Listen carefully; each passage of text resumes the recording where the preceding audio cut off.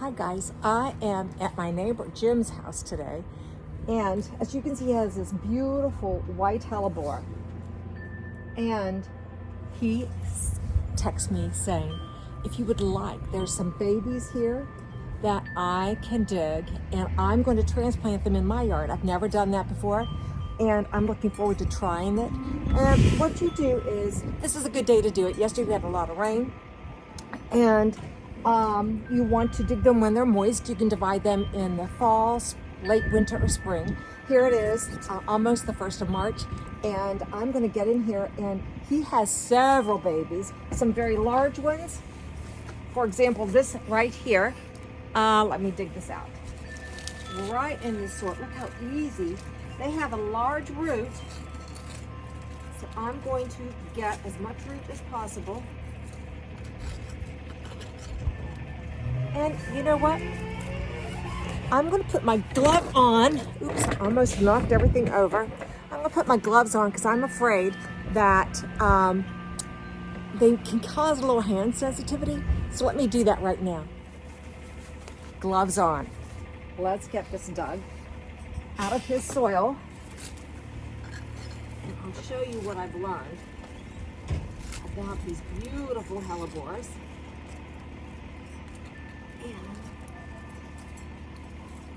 Good.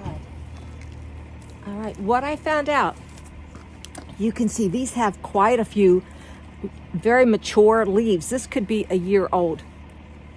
And nice big root system on it. A good one to transplant. Same with this, you want to get as much root as possible. This one looks to be, just from the number of leaves, maybe just a year old. I'll take that with me, but I'm taking the big ones today. Jim said take as many as I want. So I'm going to take these today. I'm going to go ahead and get this one out of the soil too. The other thing about transplanting your hellebores, these are pulling right out of his rich soil. Look at this. I may put a few of these in a pot. There we go. Put the soil back here. But this one here looks really healthy, getting new leaves. They're young, but the good news is they will go right in my garden. I'm going to just take another big one out of here, and then we'll go over to my yard and get them in the ground. I'm going to put a little compost in their soil. I don't know if I get that one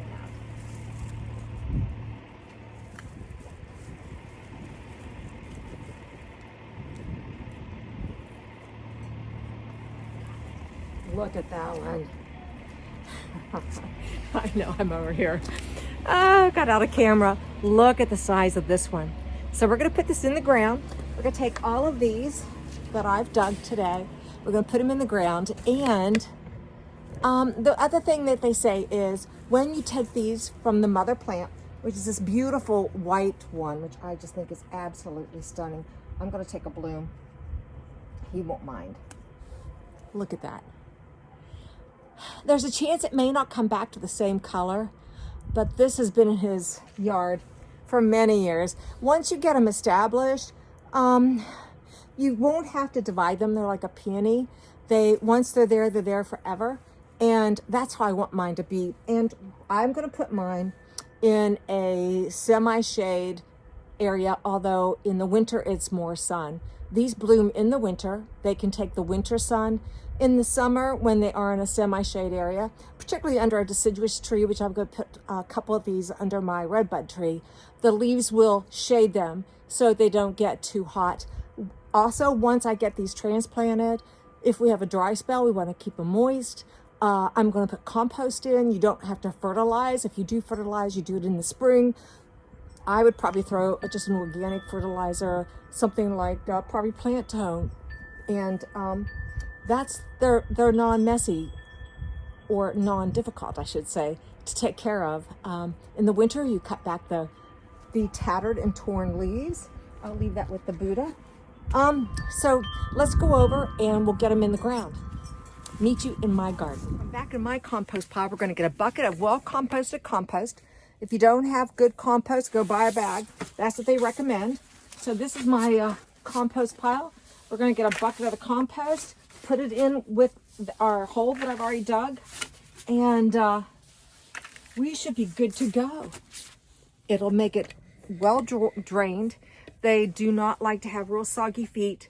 So you want to plant them in the ground at the level they came out, again, because they don't like to be too wet. So I'll make certain that I put mine in the ground, allowing the roots good space because they grow very deep roots. And so I'll make certain my hole's deep enough, but with real good loamy soil before I get it planted. Meet you at the planting hole. So I'm starting out here by my red bud tree that will bloom probably in late April. And this garden that I'm in is what I call my shade garden. And it's where my hostas, my ferns, they will grow. But this time of year, when these hellebores are to be blooming, there'll be more sunshine because the willow tree, which is above us, has de-leafed. But as the summer progresses and it gets more warm, this will all become a little more shade and protect the foliage of the plants, not while it's blooming. So let's get down to business. I've already dug a couple little holes, and here, yeah, you can see where I am. Great. So this first one, look at that beautiful root surface. I'm gonna make certain this soil is really nice because last year when I planted the red bud tree, we did amend the soil, but I'm going to definitely add more compost to this soil and get it ready to accept my new little hellebore. And if it comes back white, fine. If it comes back chartreuse green, that'll be fine. But I want to make certain that when I plant this, that I don't go any deeper than where the leaves are coming out of so that it does not rot. So let's get this done. It's so good to be planting anything right now. And it's a nice sunny day. I love being able, I'm actually going to raise it a little bit. They say that's a good idea too, so that things will drain away from it and it doesn't sit in water. This soil drains very well down here though, so I'm not too concerned about it. So there's one in. Oh, this is so fun. And now the other. And the root surface on this is amazing. Look at all the roots on that one. So we're going to make certain I have plenty of compost. Give it nice, big, open soil so that it can reach out and really do its thing. Let's get some more compost in there. Yay. Jim, it's so nice to share these with me. So let's get it in there. Get those roots in there, nice like that. Perfect. This, we will not see blooms on these. Hellebores are slow bloomers or slow to grow. I would say in another couple years we'll see blooms down here, but you know, we gardeners have to be very patient when it comes to our new plants, and I'm looking forward to it. So I'm going to go up to where I have hellebores blooming, and we'll finish the last couple that we have to plant today. So here we are. We're up in the garden with all of my beautiful, beautiful hellebores. Let's get around to the front of them because they're so pretty. Here we go. Isn't that a lovely one? Oh, gorgeous, gorgeous. And I'm gonna transfer hands and look at this one. Yep, so this one of Jim's, as you saw, was white. So I'm gonna get ready and put it in the ground right here. I have 2 holes and I've got compost. We'll put it in right here. We'll get the compost in and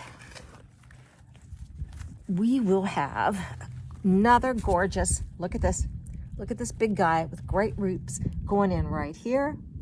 And we'll fill that up with some compost right here. And what a lovely, lovely site this will be in 2 or 3 years. Patience is a virtue, right, in gardening? So there you have it. A great day for planting anything in your garden, particularly if it's given to you, passed forward from your friend. So get out, find something to do today. It's gorgeous. Thanks for watching Gardening on the West Fork, Zone 6, West and West Virginia. We'll see you the next time. Bye.